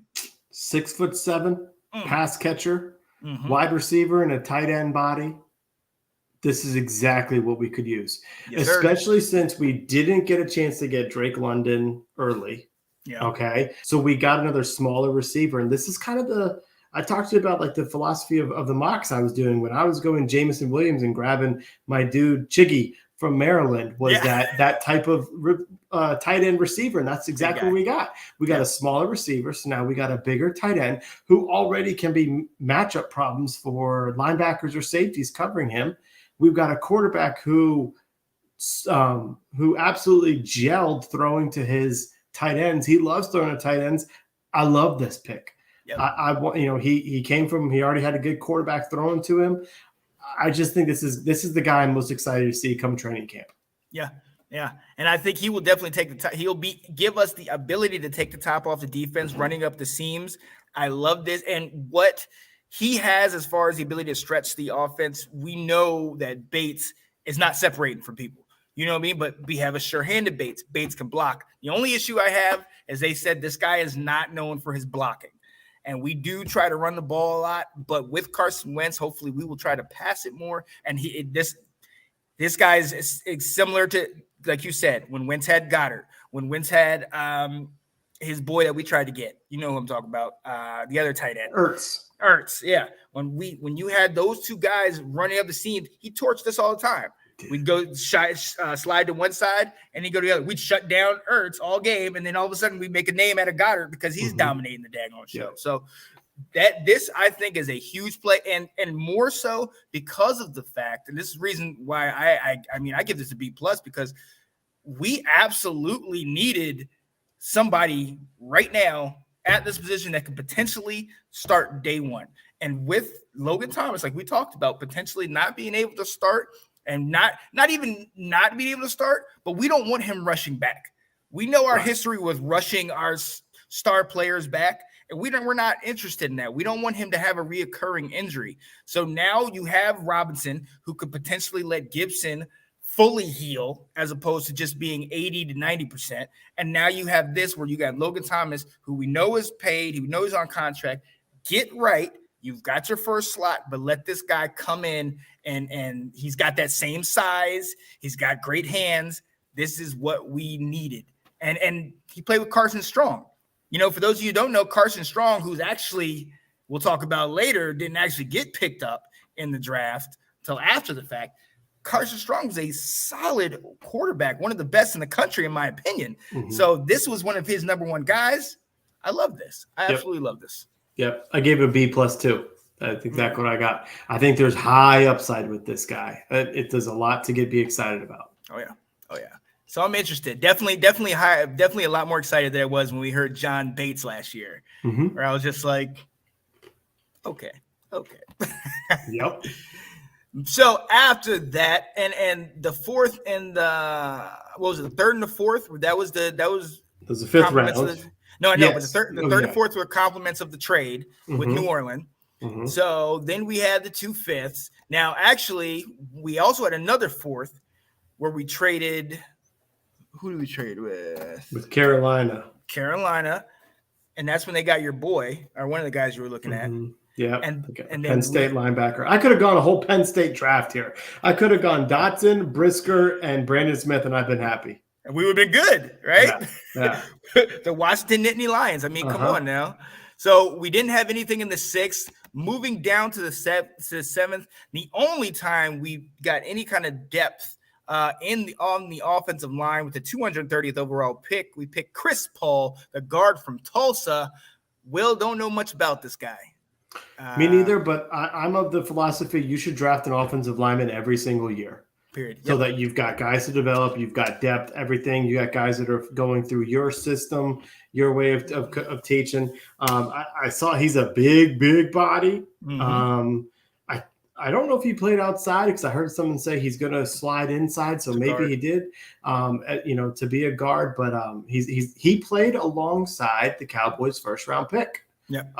So they had obviously some quality offensive linemen on that team from Tulsa. I can't tell you if I don't watch Tulsa football. Nope. Didn't know Tulsa had a football team, to be honest with you. I know they had a basketball team. Yeah. Did not know they had a football team. So I don't know much about him other than the fact that he's a big body. It's good to grab guys late like this or just guys, offensive linemen, to try and develop. So I like the idea behind it. Yeah. And it's depth. That's one of the things we said we need to address. Definitely address that here. Like you said, he did play with the Cowboys' first-round pick with Tyler Smith, the tackle, and he can play guard, which is necessary. But this is great. I like that we have him. Don't know who he is, but let's see what he can do. You know me. If you followed last year when we did our mock 53-man roster, give me my 14 O-linemen, okay? Yep. Give me all my O-linemen that we can use because I definitely, especially with the injury issues that we had, I think this is perfect. Yeah. And with our last pick, what grade did you give him? Oh, what's the lowest grade we're giving? I went C+ because I don't know much about him, but I like the idea. I don't want to go anything lower than I think a C because I don't have a problem with this. We did feel a depth need. You talked about he was paired with the guy that was number 1 overall, so it makes me think, okay, was that guy better or was this guy worse or what? I don't know, but I don't have a problem with it. So I'm going to go C, just flat C, and that's where I'm at. And in the 7th, I'm going to stick with that, and I'm going to go C again because the 7th round, 240th overall pick, and our last pick, Christian Holmes, cornerback out of Oklahoma State, another one that I am completely in the dark about. Now that defense was solid. At one point, Oklahoma State one of the top defenses in the nation. And so I'm all about that. If you were one of those guys that helped with that, but I don't have much information on this guy. Yeah. What do you think, Will? Yeah, I can't say I knew who he was. I did hear stuff after the draft of, like you said, at times Oklahoma State really started to play well. And obviously he was a part of the defense. What I like about it, 6'1", 205 pounds. Yes. 6'1", big guy, 200 pounds. This guy has size. All right. So that's exactly when you're drafting these 7th round picks, you're looking for depth and people you can develop. And that's exactly what this guy can be. I don't know enough about him to tell you, what he's going to turn out to be. I'm not nearly as excited of drafting him as I was when we got JMU Jimmy in the 7th round, but I like the size. I like the idea. I like myself big cornerbacks. We got big wide receivers out there. When I see these 5'10", 190 or 180 pound corners, I'm just like, you're going to get thrown around. Yeah. So I like the idea behind it. Mm-hmm. Yeah. No, I agree. And so with that, I'm going to bring in Kyle on here saying Washington on a few boards got a C+. Do you feel needs were addressed? Also, best pick for you guys by far was Jahan Dotson. Guy's a stud. Okay. I would say Sam Howell, but I'm biased. But C+. I don't think I'd go that low. I've seen a lot of people say that. Maybe I've seen somebody say like a D. I was like, really? I was like, well, we actually addressed some things. So personally, I'm gonna let you go first. What do you think? What's your overall grade? Overall, I'm going a B plus. Okay. And I was mostly a B, but I'm elevating it because exactly kind of the question he asked. Do you feel needs were addressed? Throwing out whether you thought we drafted this guy too high or not. And I get that's the point of the draft is needs and values and where can you get guys. Bottom line is we had some holes that we addressed it. And we've got players. The idea of players can come in and play right now is where I think they went well with. And so that's why I'm kind of high on this one. And I'm going B plus. Yeah. I mean, I got to say, not to agree too much with you, but I kind of completely agree. And the reason being, I mean, I'm looking at the list 1, 2, 3, 4. I see about 4, potentially 5 guys that could seriously make a case, if not definitely start day one. And I see a couple more down that list that are like, they can jump in and they will definitely get time. But I definitely look at our first 3 to maybe 5 picks like, these guys will get some serious time. These guys will get in the rotation. And that's all you can ask for, right? Like, that's what you're trying to do. And so I love it. I'm going B plus as well because we filled those needs. We got depth. We addressed what we talked about all off season, and we didn't do anything super crazy where we were like the first team to pick like a quarterback in the first round and where we didn't need and where we were reaching so much for that. I think even the moves that we made where we traded back twice. We joked about that Ad was trading back multiple times, but that's what we did. We got necessary extra picks because of that. I go B plus, man. I'm with you. Yep. I'm definitely with you. Yeah, buddy. So that was our pick by pick analysis. Now, as we know, the draft is over, but still some guys are getting picked up. Not everybody got picked up in the draft. There were some undrafted free agents that were picked up. We talked about Carson Strong getting picked up. A year ago, we got Jaret Patterson, which was huge for us, and it ended up coming in big late in the season because of the injuries we had. But we hadn't really done anything this year. Well, should we expect anything, or are you surprised by that? Or this is actually, I'm not gonna lie, one of the exciting times of the draft for me is when the draft ends. It's like, okay, who didn't get picked that we were shocked didn't get picked, and can we go grab him? I didn't have that same excitement this year. There wasn't really anyone that I was like, oh my gosh, we needed to get, because my boy Jack Cohn didn't get drafted, but I wasn't like, we need to go get him. Carson Strong didn't get drafted, although I think that would have been a good flyer, make him compete against Howell, and so good job Philly. Dallas picked up a lineman, Alec Lindstrom, who is the brother of Chris Lindstrom, who played in the league for a while. So I'm like, I like that lineage. I wouldn't have mind that. But there's no player that I was like, we need to go get this guy, and then cheering when we did. So he's going to be a player. So this was the most anticlimactic undrafted free agency signing period I've been in years. And I don't know a single person that we picked up. just quiet, just very, by the books. We did this, we got everybody in the draft. It just feels like they're happy with what they got. I mean, obviously we'll see what happens in the next couple days, but as far as right now, I'm not upset about it. I'm not. No. Last year when we got Jaret Patterson, after watching him, I was like, oh my, this is it, man. I'm so excited about that. That's great. And you, I'm kind of like, oh yeah, this is what, right after the draft, let's see what happens. Right now, there's nobody I'm reaching for. There's nobody. No. Obviously, after Howell, everything was kind of a blur to me because it was like, we got Sam Howell, I'm good. You know what I mean? But yeah, I mean, I think we're pretty straight with that, but we will definitely see. We will definitely see in the coming weeks. We do want to really quick talk about this. One of the things that came out was jersey numbers, and they're starting to potentially see what some of the rookies and some of the other players are going to get.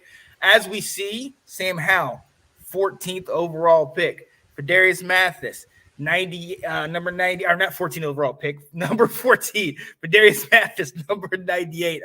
Where I was at with that. Brian Robinson, I think number 8. Cole Turner, number 85. You were talking about some of the corners, getting new numbers and things of that nature. This is an interesting time, and I want to ask you about this, the Sam Howell one, because as we know in college, his number was 7. Now, the last player in Washington, God rest his soul, Dwayne Haskins, also wore 7 and actually went to Joe Theismann and asked, respectfully, can I wear your number? I wonder what was this? Did he even have that thought? Or maybe you're respecting Dwayne Haskins? Are you surprised that he went to a different number? I'm not, because I don't think he has the ability to ask for that. Okay, got you. All right. But I also don't think Dwayne Haskins should have asked for it either. Right. I was not cool with that. Yeah. And I felt that Joe Theismann got put in a losing situation where he couldn't say no because he would look like a jerk. Yeah. So you had to. And I really felt like if this is a number that's not retired, but people know you don't get to wear it, you needed to prove yourself. You couldn't just say, I'm a first-round pick. I've worn this my whole life. This is what makes me feel confident. Well, start out as number 3. Show me what you got, and would be happy to turn this over to you. Yeah. So I don't necessarily think Sam Howell could have asked for it. But some of these numbers I think are kind of funny. Fedarian Mathis, our D tackle, took the same number as our last D tackle. Yeah. The guard, Chris Paul, got number 75, the same number as our last guard.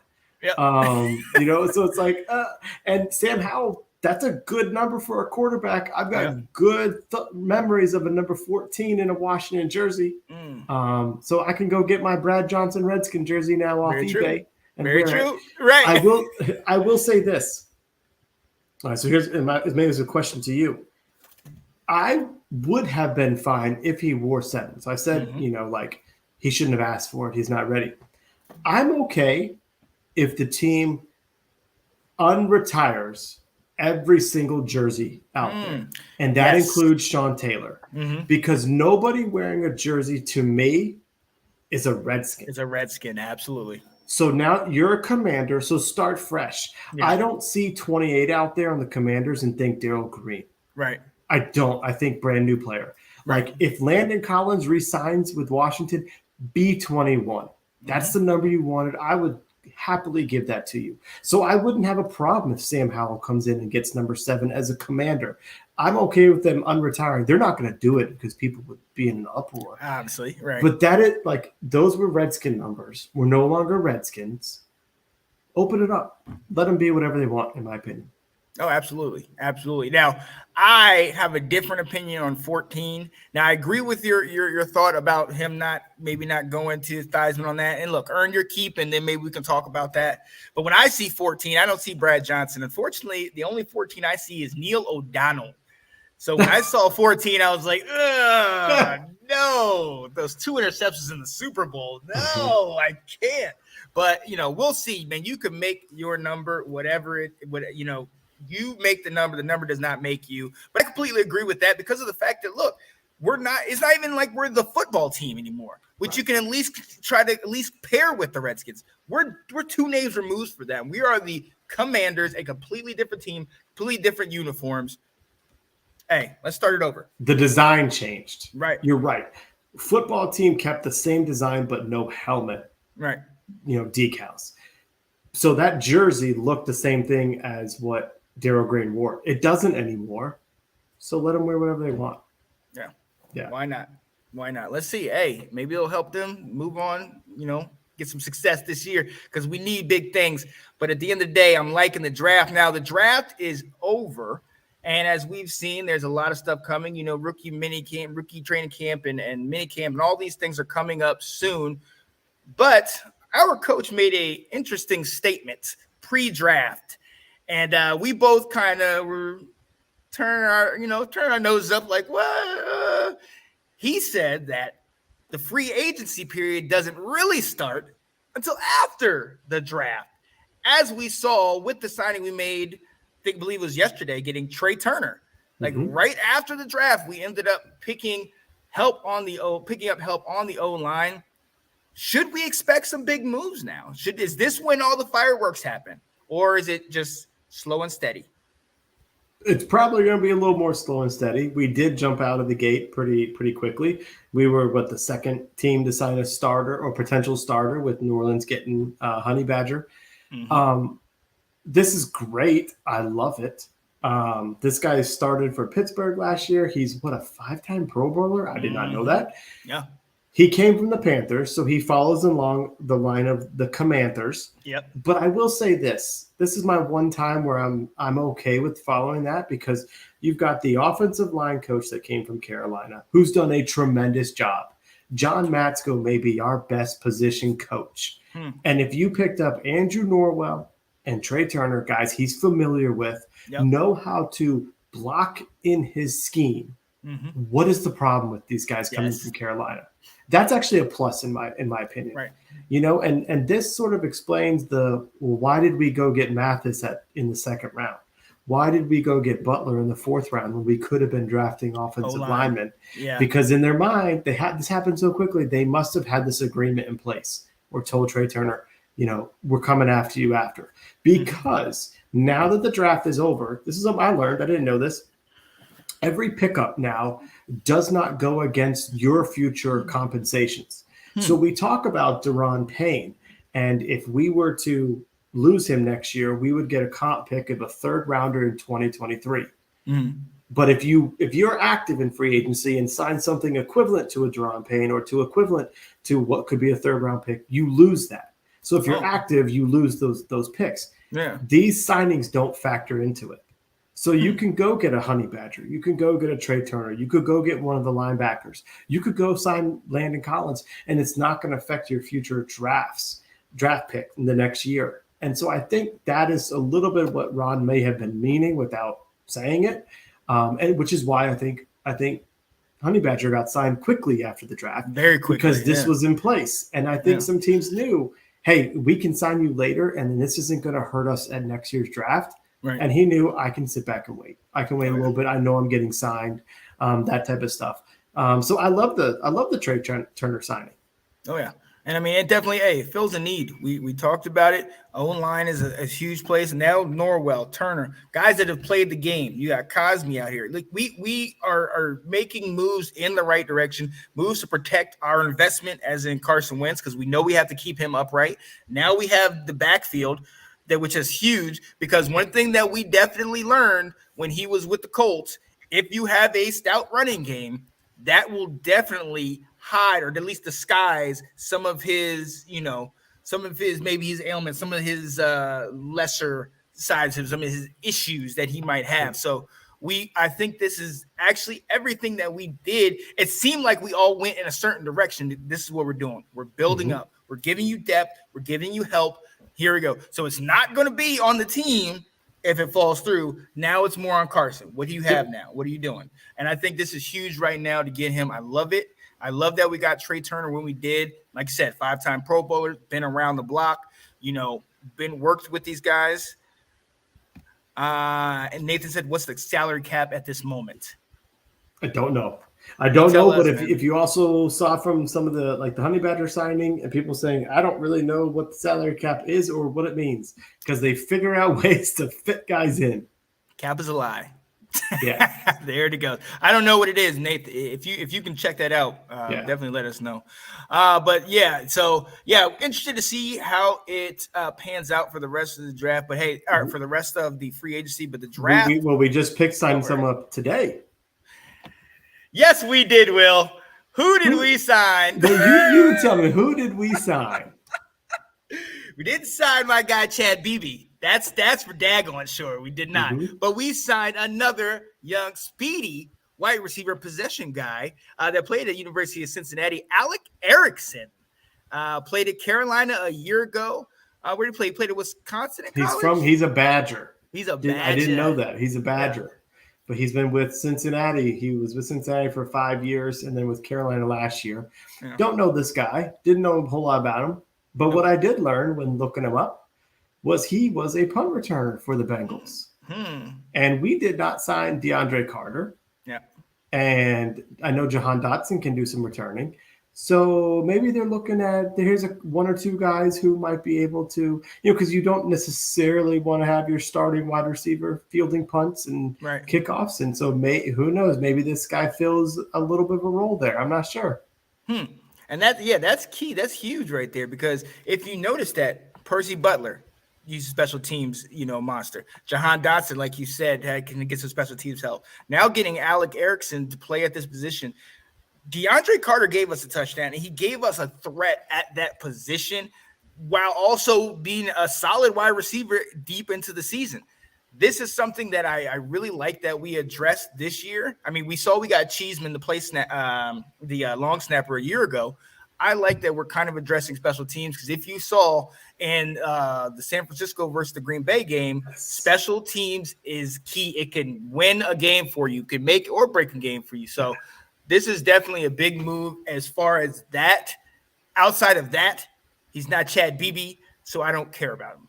He's no Adam Humphries either. No. Although he did have in 2019 of his 43 catches, 26 of them were for a first down. There you go. Now, we'll take those. Move the chains. How many of those catches were touchdowns?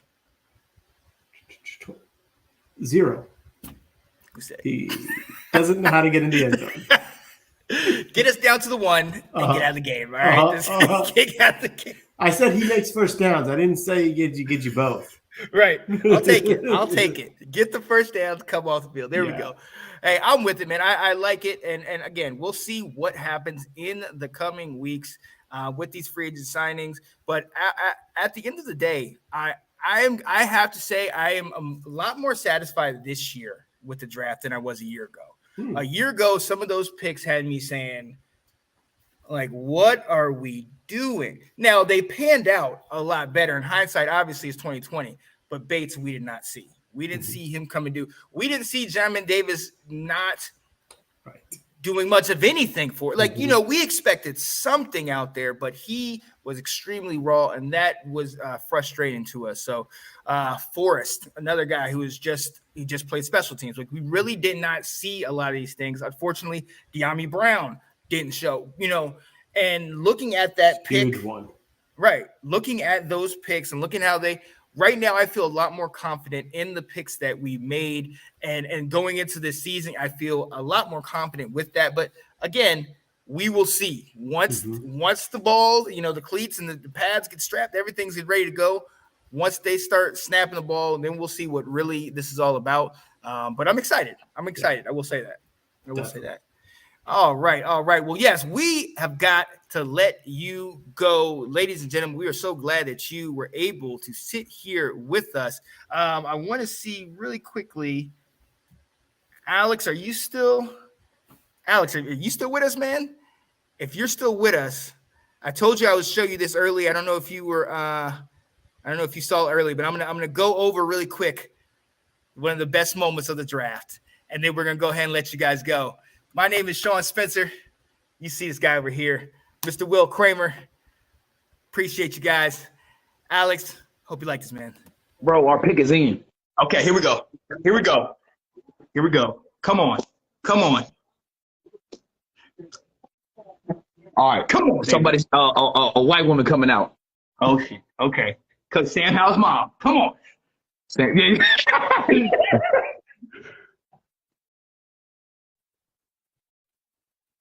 Howell. Come on.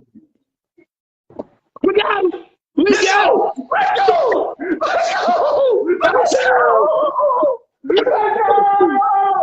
Yes. Let's go. Yes. Yeah, buddy. So great. All right, people. We'll see you next week. Hello, everybody. Hey, what's going on, guys? I am Janae Strother. I'm Sean Spencer. We are back. We are back, ladies and gentlemen. I gotta go out and hold up. Come on. The lion. Here. The lion. New man is so fine. Here comes you.